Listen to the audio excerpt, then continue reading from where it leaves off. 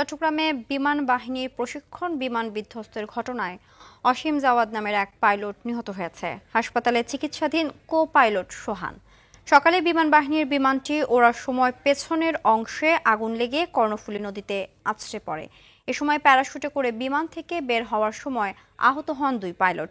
বিধ্বস্ত বিমানটি উদ্ধারে অভিযান চলছে। নিহত পাইলটের শোক সন্তপ্ত পরিবারের প্রতি গভীর সমবেদনা জানিয়েছেন প্রধানমন্ত্রী শেখ হাসিনা ও বিমান বাহিনী প্রধান air chief marshal Sheikh Abdul Hannan. Saiful মাহমুদের তথ্য ও ইমু খানের ছবিতে নুসরাত জাহান সিনথি রিপোর্ট। এটি কোনো সিনেমার দৃশ্য নয়। চট্টগ্রামের পতেঙ্গার বোট ক্লাব এলাকায় ঘটে এমন লোমহর্ষক ঘটনা। জহুরুল হক ঘাটির যুদ্ধ বিমানটি আকাশে উড্ডয়নের কিছুক্ষণের মধ্যে এর পেছনের অংশে আগুন লেগে যায়। এক পর্যায়ে কর্ণফুলী নদীতে আছড়ে পড়ে বিমানটি।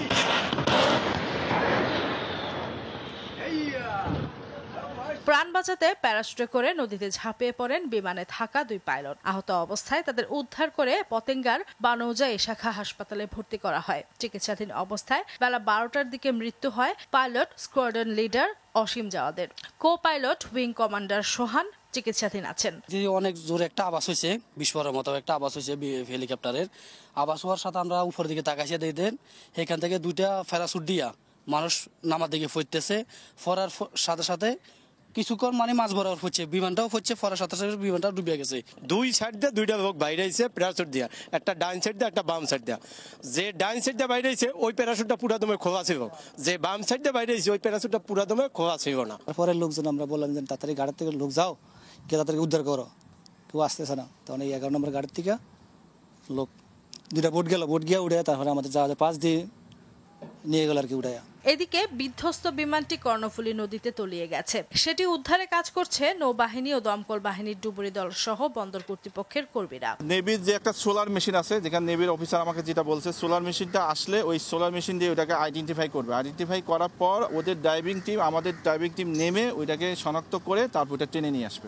ইয়াক 130 বিমানটি বিধ্বস্ত হওয়ার কারণ যান্ত্রিক ত্রুটি বলছে আইএসপিআর। নুসরাত জাহান সিনথি, RTV। দর্শক, চট্টগ্রামের পতেঙ্গায় রয়েছেন সহকর্মী সাইফুল মাহমুদ, সরাসরি যোগ দিচ্ছেন আমাদের সাথে। সাইফুল, বিধ্বস্ত বিমান উদ্ধার কার্যক্রম নিয়ে এই মুহূর্তে কি তথ্য রয়েছে আপনার কাছে, জানাবেন আমাদের।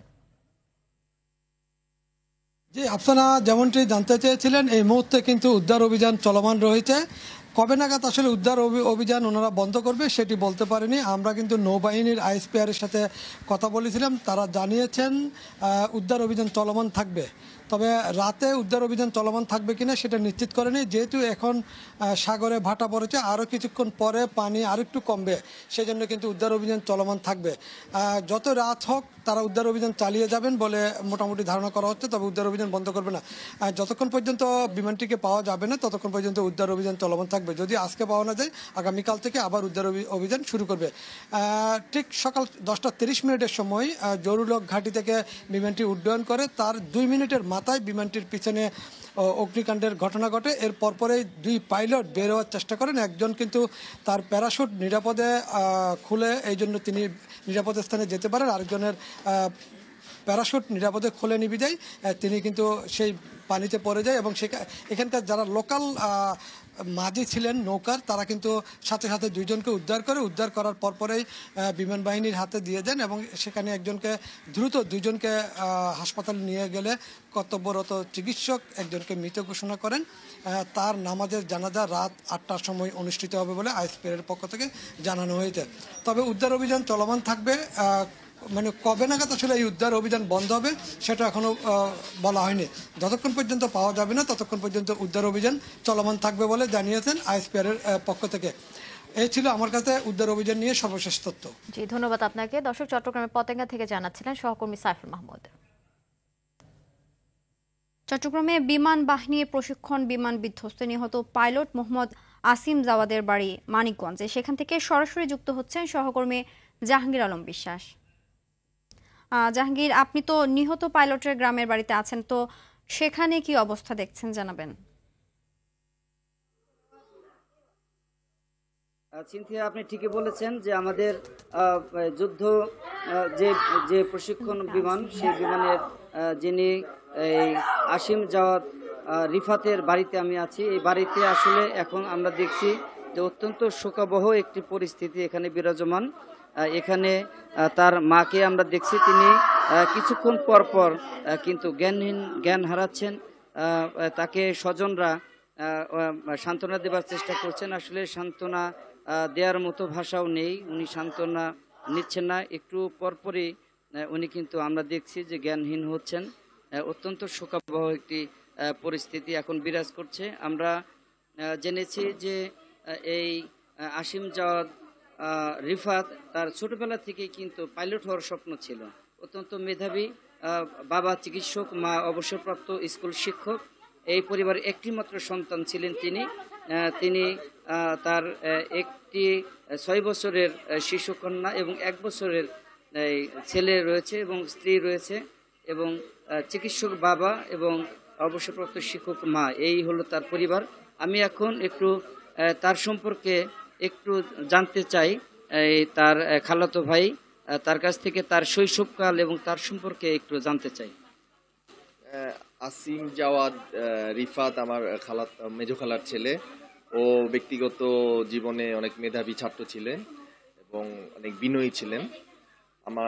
ও 2010 সালে বাংলাদেশ বিমান বাহিনীতে ক্যাডেট হিসাবে যোগদান করেন এবং পরবর্তীতে ও ক্যাডেটদের মধ্যে ফার্স্ট হয়েছিলেন ও সোল পেয়েছিলেন। ওর জীবনে ইচ্ছা ছিল যে সে পাইলট হবে, যদিও বাবা মার একমাত্র সন্তান। বাবা মার ইচ্ছা ছিল না যে সে পাইলট হোক।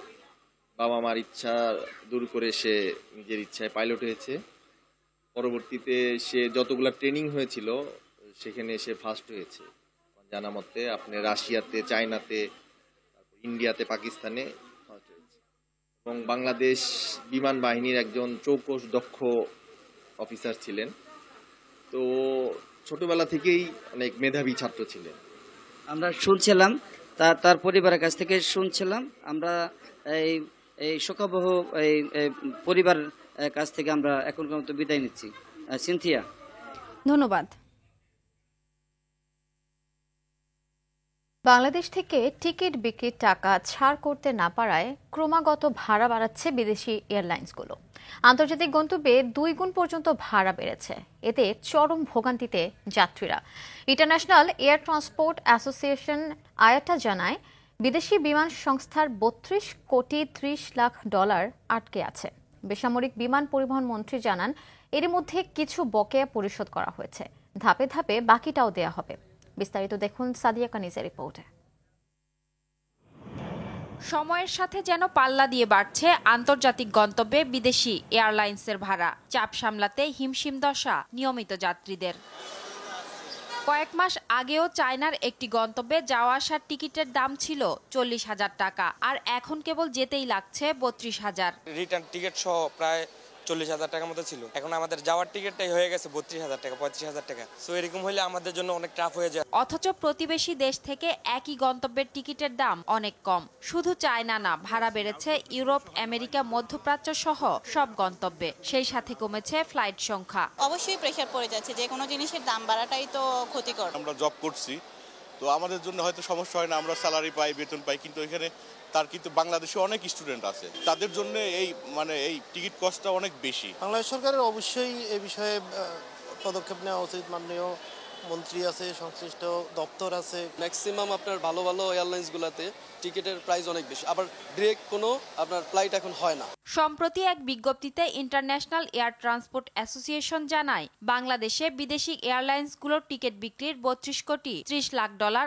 আটকে আছে। ট্রাভেল এজেন্টরা মনে করেন, সে ঘাটতি পুষিয়ে নিতেই টিকিটের দাম বাড়াচ্ছে বিদেশি এয়ারলাইন্সগুলো। যেহেতু তাদের টাকা এখানে আটকে আছে, কস্ট অফ ফান্ড বাড়তেছে, এটাকে পুষিয়ে নেওয়ার জন্য তারা টিকিটের প্রাইসটা বাড়িয়ে দিচ্ছে। অনেক এয়ারলাইন্সই 3-4টা লোয়ার ক্লাস একদম টোটালি বাংলাদেশ থেকে ক্লোজ করে রেখেছে, যেটা সেল করা যাচ্ছে না।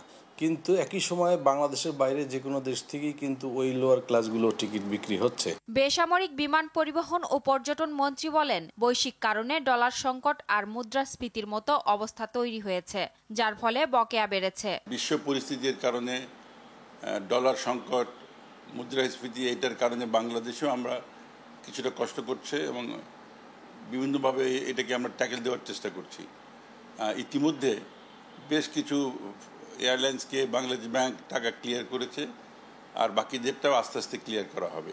দ্রুত বকেয়া পরিশোধ না করলে সংকট দীর্ঘমেয়াদী হবে, বেকায়দায় পড়বে যাত্রীরা, বলছেন এই এভিয়েশন বিশেষজ্ঞ। স্বাভাবিকভাবে একটা বিদেশি এয়ারলাইন যদি না দিতে পারে, এটা দেশ বিদেশের বিভিন্ন পত্রপত্রিকায় এটা ওঠে, দেশের ভাবমূর্তি ক্ষুণ্ণ হওয়ার একটা সম্ভাবনা আছে। তারপরে যে অন্যান্য বিভিন্ন এয়ারলাইন যারা এখানে আসার পরিকল্পনা হয়তো করছিল, এখন এই অবস্থা দেখে তারা অনুৎসাহী হতে পারে, তারা না আসতে পারে। সেই ক্ষেত্রে আমাদের বাংলাদেশের যাত্রীরা আরও যে সার্ভিস পাওয়ার সুযোগ ছিল সেগুলো থেকে বঞ্চিত হতে পারে।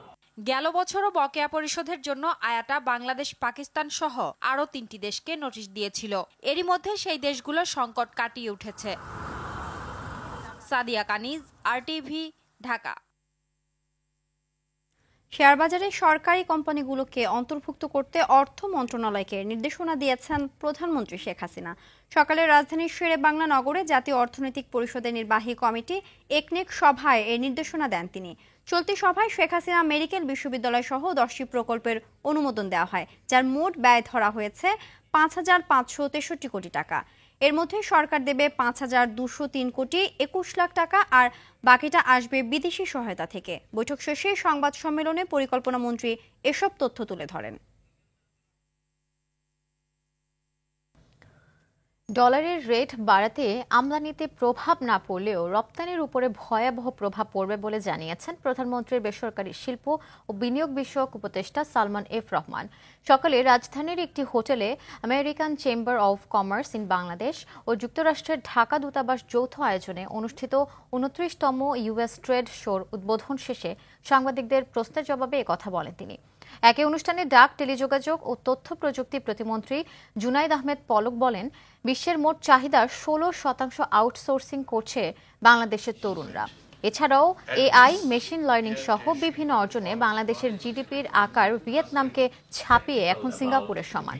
এ সময় মার্কিন রাষ্ট্রদূত পিটার ডি হাস জানান, সরাসরি বৈদেশিক বিনিয়োগের বড় উৎস হিসেবে বাংলাদেশে সবচেয়ে বেশি $4 বিলিয়নের বেশি ডলার বিনিয়োগ করেছে যুক্তরাষ্ট্র।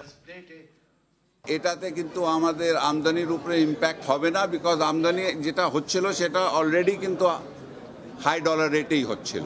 রপ্তানির উপরে কিন্তু সাংঘাতিক একটা ইম্প্যাক্ট হবে। তার সাথে সাথে আমাদের রেমিটেন্সের উপরেও অনেক ইম্প্যাক্ট পড়বে এটা, যার ফলে আমাদের যে রিজার্ভের উপরে চাপ আছে সে চাপটা অনেকটা কমে যাবে।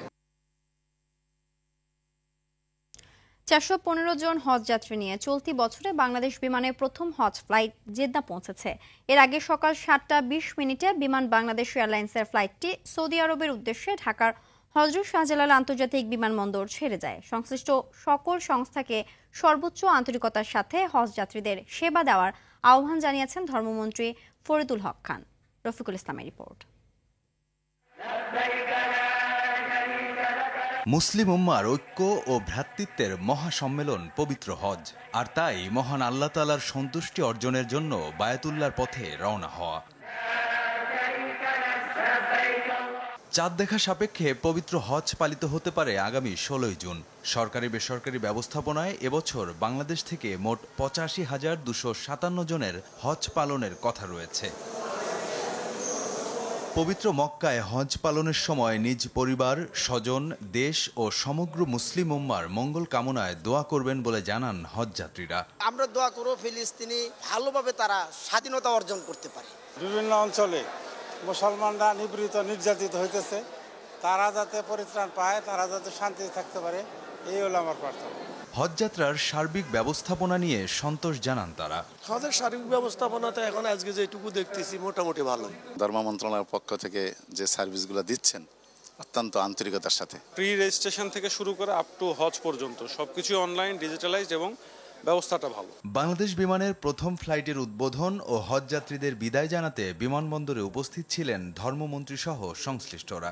মন্ত্রী বলেন, সৌদি সরকারের সাথে নিবিড় যোগাযোগ সহ আল্লাহর মেহমানদের পবিত্র হজ পালন নির্বিঘ্ন করতে সব উদ্যোগ নিয়েছে মন্ত্রণালয়। আমরা উভয় দেশই পারস্পরিক নিবিড় যোগাযোগ ও সমন্বয়ের মাধ্যমে এই কার্যক্রমটি সফলভাবে সম্পাদন করে আসছি।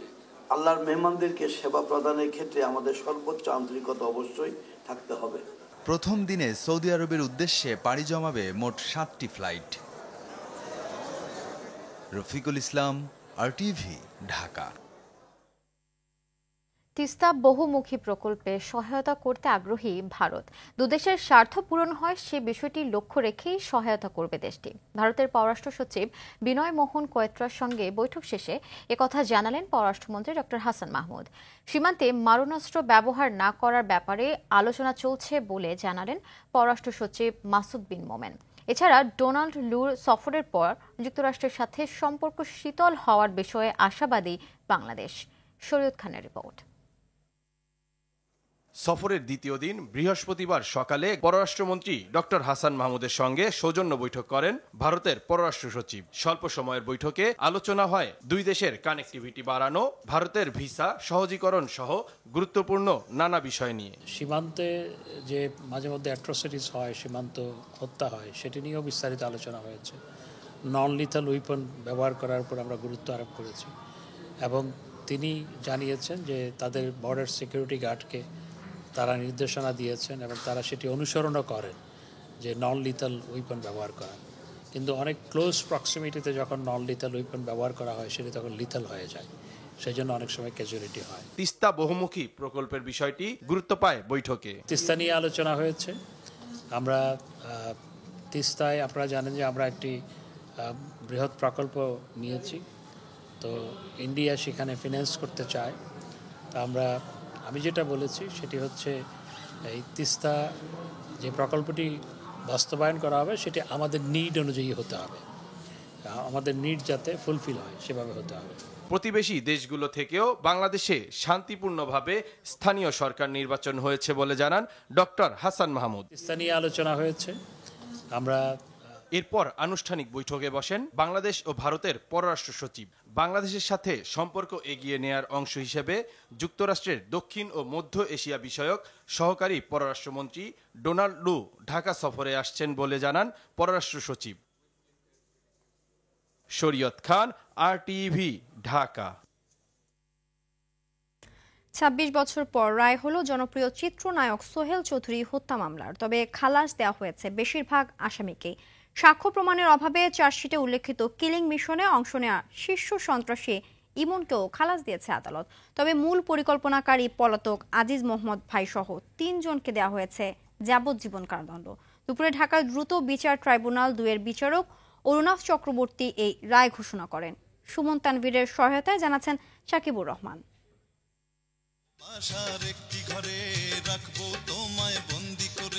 ৯০-এর দশকের জনপ্রিয় নায়ক সোহেল চৌধুরী ভাগ্যের নির্মম পরিহাসে মাত্র ৩৩ বছর বয়সে থেমে যায় তার জীবন প্রদীপ। সন্ত্রাসীদের গুলিতে চলচ্চিত্র জগৎ থেকে ঝরে পড়ে এক নক্ষত্র।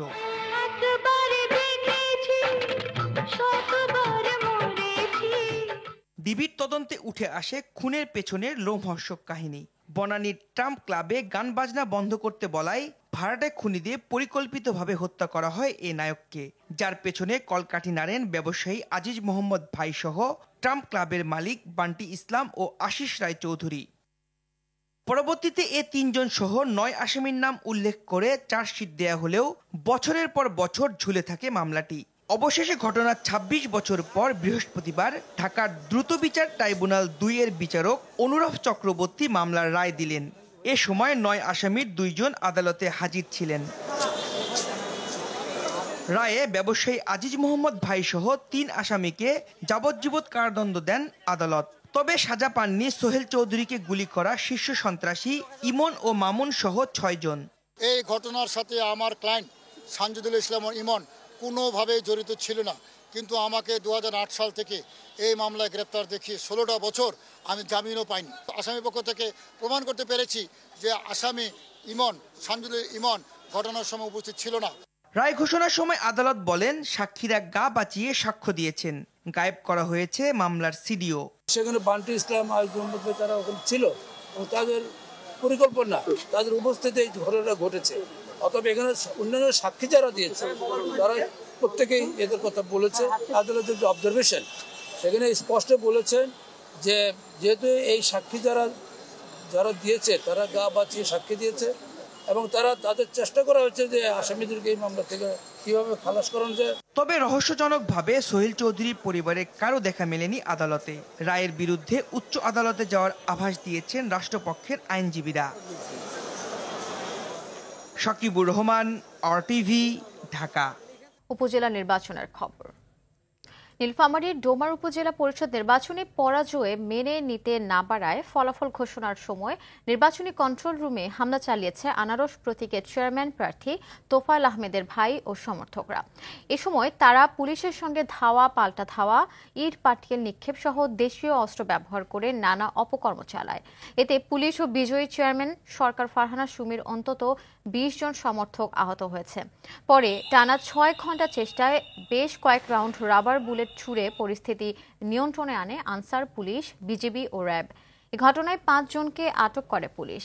এদিকে বাগেরহাটের কচুয়াকে একটি আধুনিক সুন্দর উপজেলা হিসেবে সাজাতে চান নবনির্বাচিত চেয়ারম্যান মোহাম্মদ মেহেদী হাসান বাবু। 6ষ্ঠ উপজেলা পরিষদ নির্বাচনে বিজয়ের পর নেতাকর্মীদের সাথে মত বিনিময়ের সময় একথা বলেন তিনি। আগামী শুক্র ও শনিবার ঢাকা মহানগর দক্ষিণ বিএনপি ও যুবদলের কর্মসূচির বিষয়ে বিকেলের মধ্যে চূড়ান্ত সিদ্ধান্ত জানাবে ডিএমপি।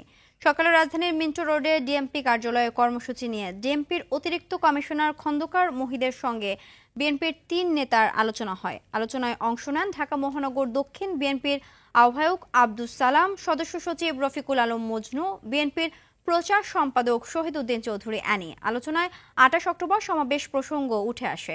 শুক্রবার বিকেলে নয়াপল্টনে বেগম খালেদা জিয়া সহ রাজবন্দীদের মুক্তির দাবিতে মিছিল ও সমাবেশ করার কথা রয়েছে ঢাকা মহানগর দক্ষিণ বিএনপির। পরদিন একই স্থানে একই কর্মসূচি পালন করতে চায় যুবদল। রিমান্ডে মিল্টন সমাদ্দার সব দায় স্বীকার করেছেন বলে জানিয়েছেন ডিএমপির অতিরিক্ত কমিশনার হারুনুর রশিদ। দুপুরে মিন্টো রোডে গোয়েন্দা পুলিশের কার্যালয়ে সংবাদ সম্মেলনে তিনি বলেন, 2 মামলায় 7 দিনের রিমান্ডে এনে মিল্টনকে জিজ্ঞাসাবাদ করা হয়। এতে তিনি গণমাধ্যমে প্রকাশিত সব অভিযোগ স্বীকার করেছেন। প্রয়োজনে আরেক মামলায় রিমান্ড চাওয়ার কথা জানান তিনি। বলেন, মিল্টন সমাদ্দারের স্ত্রীকে একদিন জিজ্ঞাসাবাদ করা হয়েছে। প্রয়োজনে গোয়েন্দা পুলিশের মুখোমুখি আবারও হতে হবে তাকে। মিল্টন সমাদ্দারের আশ্রয়ে যারা ছিলেন তারা এখন সুস্থ জীবনযাপন করছেন বলেও জানান হারুনুর রশিদ। গণমাধ্যমে যে তার বিরুদ্ধে অভিযোগ ছিল সে ম্যাক্সিমামই আমাদের কাছে স্বীকার করেছেন। মাদকাসক্ত মিল্টন সমাদ্দার গ্রেপ্তারের পর আপনারা এটা জেনে আনন্দ হবেন যে এটার যে বাচ্চা মানে অটিজম বাচ্চা, তারপরে বয়স্ক প্যারালাইজ যে মানসিক প্রতিবন্ধী যে মানুষগুলি রয়েছে তাদেরকে সেবা দেওয়ার জন্য একটা ফাউন্ডেশন এগিয়ে আসছে। তারা এখন আমরা খোঁজ নিয়ে জেনেছি, বোধহয় আপনারাও খোঁজ নিলে জানবেন, এখন এদেরকে ভালো খাবারও দেওয়া হচ্ছে এবং তাদের চিকিৎসারও ব্যবস্থা করা হচ্ছে। দেশবরেণ্য পরমাণু বিজ্ঞানী ও প্রধানমন্ত্রী শেখ হাসিনার স্বামী ডক্টর এম এ ওয়াজেদ মিয়ার 15তম মৃত্যুবার্ষিকী আজ। এ উপলক্ষে রাজধানী ঢাকা সহ রংপুর মহানগরীতে পীরগঞ্জ উপজেলা প্রশাসন, পরিবার, উপজেলা আওয়ামী লীগ ও বিভিন্ন সংগঠন ফাতিহা পাঠ, কবর জিয়ারত, মিলাদ মাহফিল ও গরিবদের মাঝে খাবার বিতরণ সহ নানা কর্মসূচি নিয়েছে। সকালে ডক্টর এম এ ওয়াজেদ মিয়ার কবরে পুষ্পমাল্য অর্পণের মাধ্যমে কর্মসূচির আনুষ্ঠানিকতা শুরু হয়। ডক্টর ওয়াজেদ মিয়া বাংলাদেশ পরমাণু শক্তি কমিশনের চেয়ারম্যান ছিলেন। বর্ণাঢ্য কর্মময় জীবনের অধিকারী বিজ্ঞানী ওয়াজেদ মিয়া 1942 সালের 16 ফেব্রুয়ারি রংপুরের লালদিঘির ফতেপুর গ্রামের এক সম্ভ্রান্ত মুসলিম পরিবারে জন্মগ্রহণ করেন। তিনি 2009 সালের 9 মে ইন্তেকাল করেন। অর্থের বিনিময়ে ভুয়া জাতীয় পরিচয়পত্র, জন্ম নিবন্ধন ও করোনা সার্টিফিকেট সরবরাহকারী একটি চক্রকে গ্রেপ্তার করেছে ডিএমপির counter terrorism and transnational crime unit CTTC. চক্রের 2 সদস্য গেল 1 বছরে গ্রাহকের কাছ থেকে কোটির বেশি অর্থ হাতিয়ে নিয়েছে। আর এ কাজে বিভিন্ন সরকারি দপ্তরের কর্মকর্তাদের জড়িত থাকার প্রমাণ মিলেছে। তাদের ধরতে অভিযান চলছে। দেখুন সাদিয়া কানিসের রিপোর্ট। সামাজিক যোগাযোগ মাধ্যম ফেসবুকে পেজ খুলে এনআইডি সংশোধন, নতুন আইডি তৈরি, জন্ম নিবন্ধন সহ বিভিন্ন বিজ্ঞাপন দিতেন লিটন মোল্লা। 1 থেকে 10,000 টাকায় এসব সমস্যার সমাধান দিতেন তিনি। আর এমন অবৈধ কাজে সহায়তা করতেন খোদ নির্বাচন কমিশনের ডাটা অপারেটর জামাল। বিভিন্ন মাধ্যমে তথ্য পাওয়ার পর ছায়া তদন্ত শুরু করে সিটিটিসি। তাদের 2 জনকে গ্রেপ্তারের পর ডিএমপি মিডিয়া সেন্টারে সংবাদ সম্মেলনে সংস্থাটি জানায়, কমিশনের সার্ভারে ঢুকতে যে ওটিপি কোড দরকার হতো তা জামালের মাধ্যমে পেতেন লিটন। বিনিময়ে প্রতিবার জামালের পকেটে ঢুকত ৩,০০০ টাকা। দ্রুত পাসপোর্ট করার জন্য বা অন্য যে কোনো প্রয়োজনে তার এনআইডির কপিটি দরকার, তার এনআইডির কপিটি নাই, সে এরকম ফেসবুক গ্রুপ, হোয়াটসঅ্যাপ গ্রুপ খুলে ক্লায়েন্টদের কাছ থেকে এরকম রিকোয়েস্ট পেত, শত শত রিকোয়েস্ট পেত। এই রিকোয়েস্ট তার অপর সহযোগী যিনি নির্বাচন কমিশনের একটি প্রকল্পের ডাটা এন্ট্রি অপারেটর হিসাবে কর্মরত আছে, তার মাধ্যমে এবং তার অপর কিছু সহযোগীদের মাধ্যমে সেই কাজটি করত। একইভাবে করোনা সার্টিফিকেট ও জন্ম নিবন্ধন তৈরি করতেন লিটন। সরকারি ওয়েবসাইটের সাথে মিল রেখে নিজস্ব ওয়েবসাইট তৈরি করে সেখান থেকে আপলোড করা হতো অনলাইন কপি। বিকাশ, নগদ বা অন্য মোবাইল ফিনান্সিয়াল সার্ভিসের অ্যাকাউন্ট ওপেন করার জন্য আপনার এনআইডি বাধ্যতামূলক। সে এই ক্ষেত্রে যারা এরকম ক্রিমিনাল, আপনারা জানেন যে এখন এই মোবাইল ফিনান্সিয়াল সার্ভিসের প্রতারক চক্র অনেক বেশি সক্রিয়, তাদের অবৈধ ট্রানজ্যাকশনের জন্য ফেক অ্যাকাউন্ট ওপেন করে ফেক এনআইডি দিয়ে, সেই এনআইডিগুলো সে প্রস্তুত করে দিত। এসব অবৈধ কাজে জড়িত অন্যদের ধরতে অভিযান অব্যাহত রাখবে CTTC. Corona certificate fake. Sadia Kaniz, RTV, Dhaka. সপ্তাহের ব্যবধানে ডিমের দাম ডজন প্রতি বেড়েছে 20 থেকে 25 টাকা পর্যন্ত। পাশাপাশি বাড়ানো হয়েছে ব্রয়লার ও সোনালী মুরগির দাম। এতে বিপাকে পড়েছেন সাধারণ মানুষ। খুচরা বাজারে ফার্মের বাদামি ডিম প্রতি ডজন 140 থেকে 150 টাকা বিক্রি হচ্ছে, যা 7 দিন আগেও 120 থেকে 125 টাকায় বিক্রি হয়েছে। আর ফার্মের সাদা ডিম বিক্রি হচ্ছে 135 থেকে 140 টাকা, যা এক সপ্তাহ আগেও 110 থেকে 120 টাকা ছিল। খামারিদের অজুহাত, দেশে দাবদাহের কারণে মুরগি মারা যাওয়ায় ডিম উৎপাদন ব্যাহত হচ্ছে, এতে বাজারে কমেছে সরবরাহ, তাই দাম বাড়িয়েছেন তারা।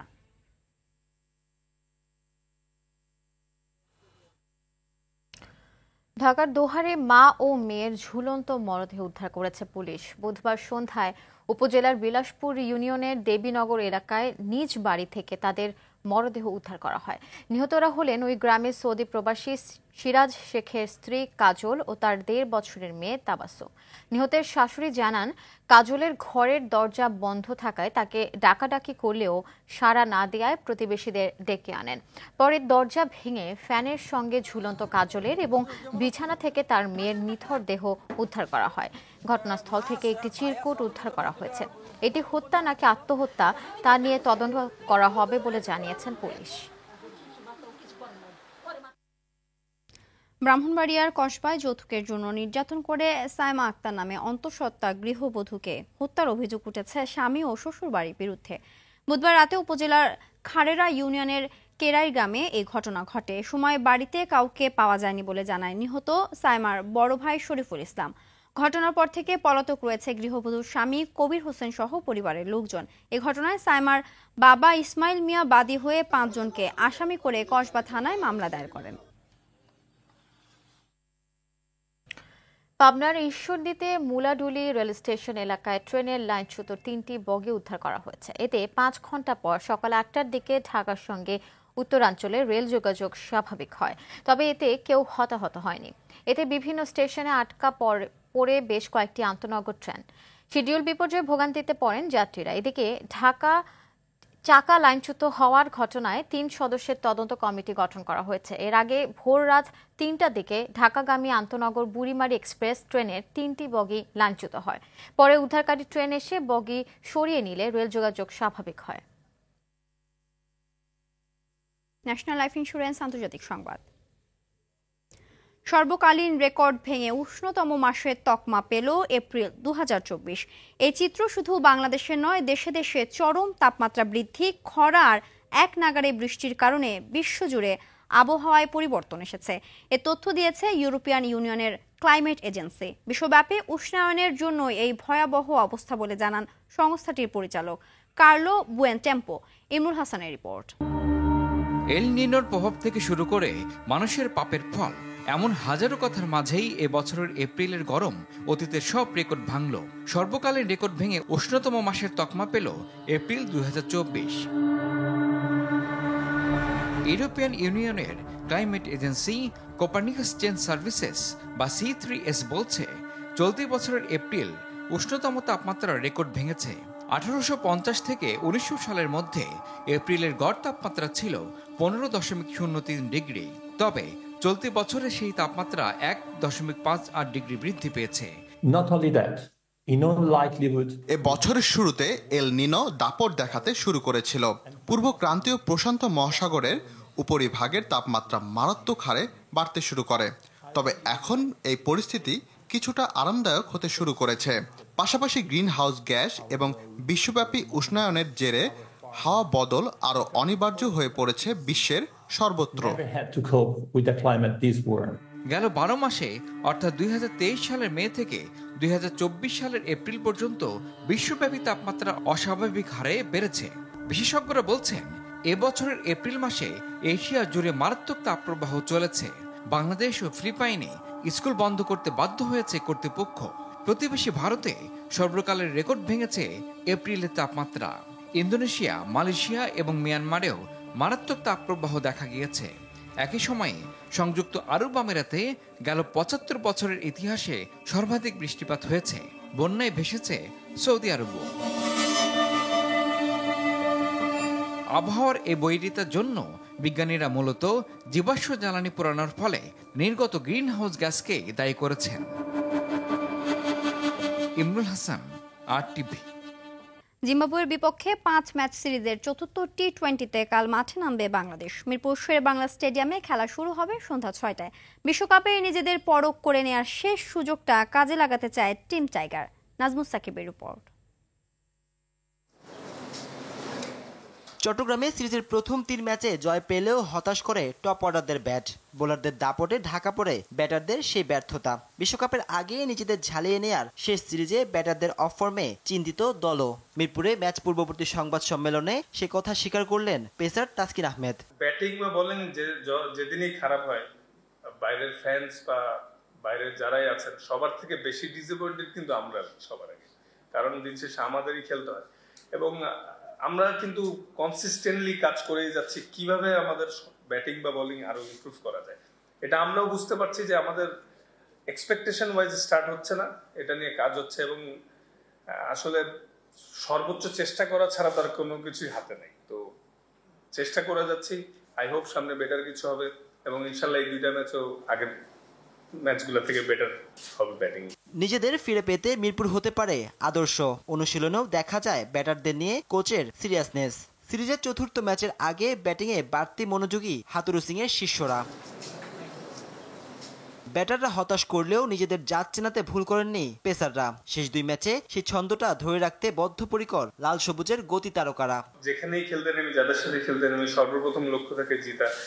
আর আসলে আমাদের প্রত্যেকটা প্লেয়ারই ইন্ডিভিজুয়াল আলাদা আলাদা রোল আছে, সে তার রোলটা অনুযায়ী খেলার চেষ্টা করে। সামটাইমস বেটার এক্সিকিউট হয়, সামটাইমস কম। আমি শিওর যে সবাই এটাই চেষ্টা করবে এবং যার যেই নতুন স্কিল আছে ওগুলা এক্সপেরিমেন্ট করার ভালো একটা সুযোগ এই 2টা ম্যাচ। আমি শিওর আমরা সবাই সেটা চেষ্টাও করবো ইনশাআল্লাহ। তবে পেসাররা কেমন করবে তা নির্ভর করছে পিচের আচরণের উপর। বিশ্বকাপের আগে নিজেদের ঝালিয়ে নেওয়া সিরিজের প্রথম 3 ম্যাচে বোলাররা নিজেদের শক্তিমত্তা প্রদর্শন করলেও ব্যাটারদের দুর্বলতা ছিল চোখে পড়ার মতো। মিরপুরে সিরিজের শেষ 2 ম্যাচে সেই দুর্বলতা কাটিয়ে উঠতে পারবে কিনা ব্যাটাররা, সেটাই এখন দেখার অপেক্ষা। নাজমুস সাকিব, RTV, ঢাকা। সন্ধ্যা সংবাদ এ পর্যন্তই। সবশেষ সংবাদ জানতে যে কোনো মোবাইল ফোন থেকে 24141 নম্বরে ডায়াল করুন। রাতের সংবাদ 11:15টায় দেখার আমন্ত্রণ রইল। এতক্ষণ সাথে থাকার জন্য অসংখ্য ধন্যবাদ। ধন্যবাদ সবাইকে।